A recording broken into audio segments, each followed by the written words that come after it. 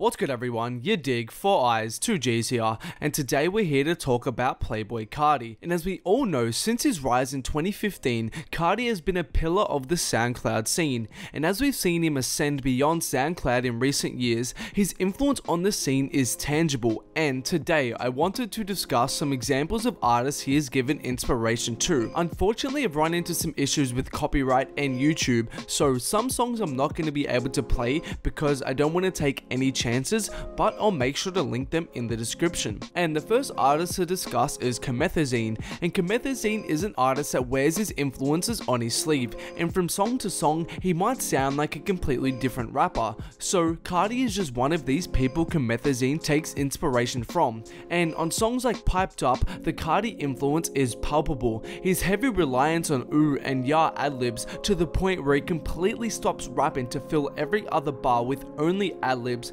screams Carti, and Carti did this multiple times on Self-Titled. And another example is Sick Shit off his recent tape Borski, where his inflection, voice, flow and ad-libs are all biting Carti. And again, it reminds me of something that could have come out on Self-Titled or Die Lit.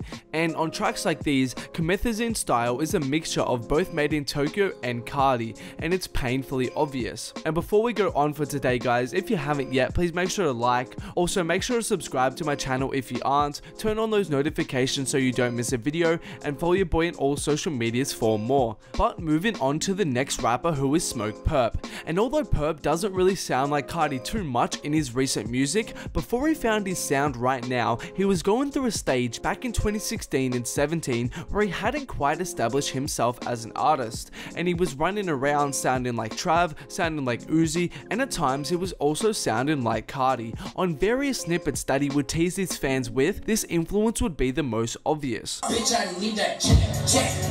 What that neck? I need that neck. I need that neck. I need that neck. Let's go. Got a bad bitch. Yeah. I'm geeking off a couple beans. Glock on me with a beat. These snippets have nearly identical instrumentals to Carti's songs, and Purpp received quite a bit of backlash for the biting, with more than a few YouTube videos made about it in the past, and never released these songs officially because fans called him out for taking Carti's style. And next to talk about is Matt Ox, and as I explained in my video on Die Lit, Carti was able to push the boundaries of the trap sound with his vocal experimentation on tracks like Flatbed Freestyle. Labeled by fans as a baby voice, it was only a matter of time until we saw artists take inspiration from what he was doing on this project, and since then we've seen Matt Ox come through with the baby voice flow on 0 Degrees that might as well have been a Carti impersonation. To be fair though, in general I wouldn't say Matt Ox is a Carti biter or clone, but on this song in particular it's clear where he got the inspiration for that voice from. Also similar to this is Uno the Activist, and Carti vs Uno has long been a debate in the underground scenes, with fans taking sides over who is better than who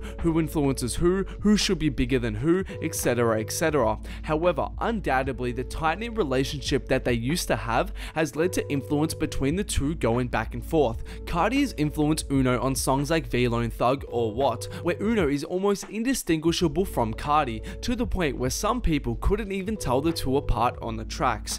And Uno has been accused of biting Carti again on his recent song Ethereal Dreams, particularly on the hook. And this is a tough one, because although Uno has been on a similar vibe to this track for a while now, more so focusing on the hook, Uno hasn't really stretched his voice to that baby voice level in the past, and that's why on this track, particularly talking about the hook, I think it's a case of Uno taking inspiration from Carti's baby voice experimentation on Die Lit. And lastly, I wanted to quickly discuss a smaller artist some of you guys might not know called Ron So Cold.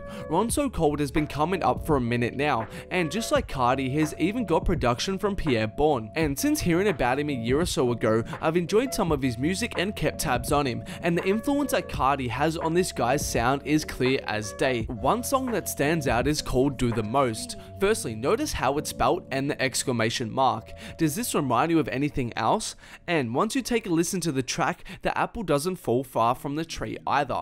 You don't get no guap, nigga, can you hush? Why diamond well like late, diamond well like tub.